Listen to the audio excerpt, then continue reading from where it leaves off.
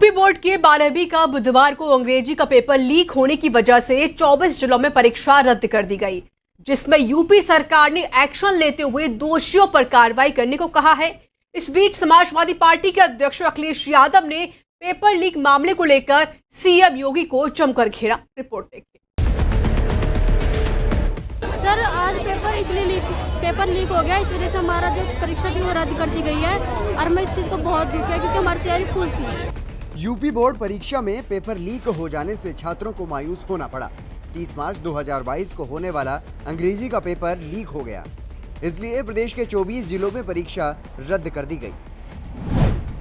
इनमें आगरा, मैनपुरी, मथुरा, अलीगढ़, गाजियाबाद, बागपत, बदायूं, शाहजहांपुर, उन्नाव, सीतापुर, ललितपुर, महोबा, जालौन, चित्रकूट, अंबेडकर नगर, प्रतापगढ़, गोंडा, गोरखपुर, आजमगढ़, बलिया, वाराणसी, कानपुर देहात, एटा और शामली शामिल हैं।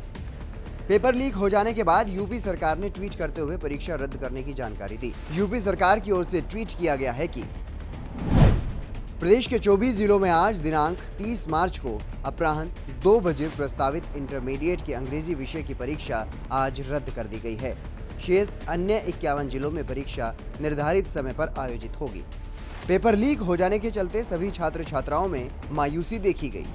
सर, आज पेपर लीक हो गया, इस वजह से हमारा जो परीक्षा थी वो रद्द कर दी गई है और मैं इस चीज़ को बहुत दुख है क्योंकि हमारी तैयारी फुल थी और मैं इस चीज़ का बहुत ज़्यादा दुखी कि अब दोबारा मेहनत करनी पड़ेगी, इसीलिए मैं बहुत दुख है कि हमारा पेपर कैंसिल हो गया। इस बार का जो पेपर था मुझे लगता था मेरे हिसाब से तो बहुत अच्छा आने वाला था। अब जो पेपर बना होगा ना उसके अकॉर्डिंग तैयारी हमारी बहुत अच्छी थी और जो इस बार पेपर होता आई थिंक वो सिंपल होता, बट अब जो होगा उसके अपोजिट होगा, तो इंग्लिश का पेपर टफ होने वाला है। पेपर लीक मामले में माध्यमिक शिक्षा मंत्री गुलाब देवी सख्त हुई। मीडिया को बयान देते हुए उन्होंने ये कहा कि जांच के बाद पेपर लीक करने वालों पर कार्रवाई की जाएगी। इस मामले में इमरजेंसी मीटिंग भी बुलाई गई है। पेपर लीक मामले में पाए गए दोषियों पर सख्त से सख्त कार्रवाई होगी। इसकी जांच की जा रही है और जांच में जो भी फंसेगा सबके खिलाफ कार्रवाई की जाएगी। मैम, अभी तक क्या कुछ पता चल पाया है? अब आप पता चलने दें तभी तो। मैम, जांच किसको दी जाएगी? इसकी जो लीक हुआ है पेपर, इसकी जांच किसको दी जाएगी? इसकी जांच बता दी जाएगी आपको, जिसको भी दी जाएगी हम बता देंगे आपको। वहीं पेपर लीक होने के बाद समाजवादी पार्टी ने योगी आदित्यनाथ की सरकार पर निशाना साधा है। सपा ने ट्वीट करके कहा कि यूपी बोर्ड परीक्षा का पेपर लीक, पिछली घटनाओं से योगी सरकार ने कोई सीख नहीं ली। बलिया में परीक्षा से पहले ही 12वीं की कक्षा का अंग्रेजी का प्रश्न पत्र लीक होना सरकारी व्यवस्था में फैले व्यापक भ्रष्टाचार की देन है। आगे कहा कि छात्रों के भविष्य से कब तक इसी तरह होता रहेगा खिलवाड़, सीएम जवाब दें। वहीं पेपर लीक हो जाने को लेकर यूपी के ADG law and order Prashant Kumar ने कार्रवाई की बात कही है। अंग्रेजी की परीक्षा होनी है, उसके पर्चे लीक हो गए हैं, जिसका प्रारंभिक परीक्षण करने पे ये पाया गया कि जो पर्चे लीक हुए हैं वो सही वही पर्चे हैं जिनको आना है। तो इस तरह से जो उस सीरीज़ के प्रश्न पत्र जहाँ जहाँ गए थे, ऐसे 24 जिलों में द्वितीय पारी की परीक्षा शासन के शीर्ष स्तर से इसको निरस्त किया गया है और बलिया के अतिरिक्त एसटीएफ को भी लगाया गया है कि किन परिस्थितियों में ये पर्चे लीक हुए हैं और कहाँ से लीक हुए हैं, किसकी मिलीभगत से हुए हैं।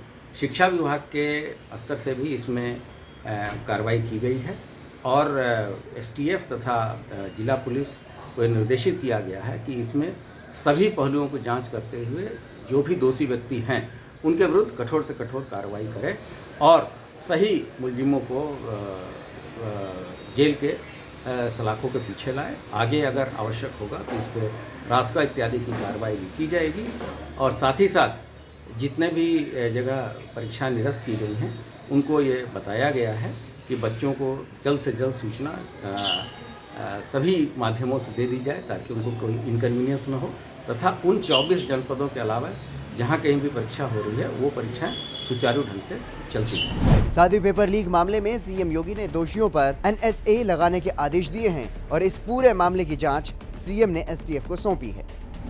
उत्तर प्रदेश में आज यूपी बोर्ड के इंटर की अंग्रेजी की परीक्षा जो द्वितीय पाली में होनी थी निरस्त कर दी गई है।